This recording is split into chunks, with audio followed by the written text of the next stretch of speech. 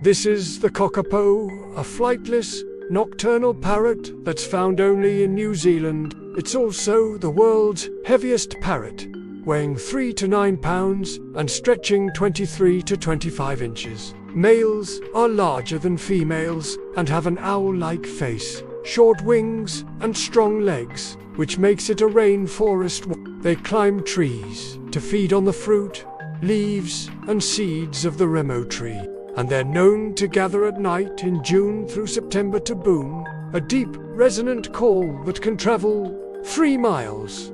Boom!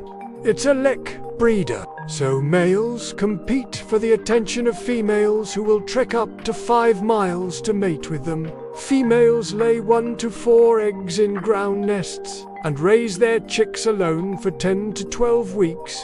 Breeding only happens every 2 to 4 years, though tied to the rimu fruit boom. There's only 252 adults left in the wild today. That's why it's listed as critically endangered on the IUCN Red List. Before Polynesian and European settlers arrived, there were thought to be millions of Kakapo in the forest. But predators like rats, cats, and stoats devastated their numbers. Conservation efforts led by the Kākāpō Recovery Programme have helped boost their numbers from a low of 51 in 1995.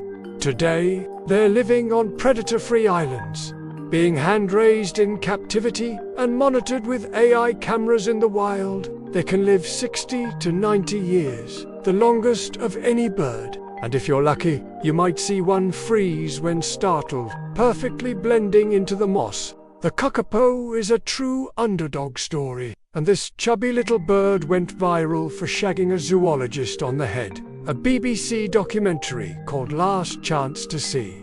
Their booming calls and quirky antics are sure to make you fall in love with them.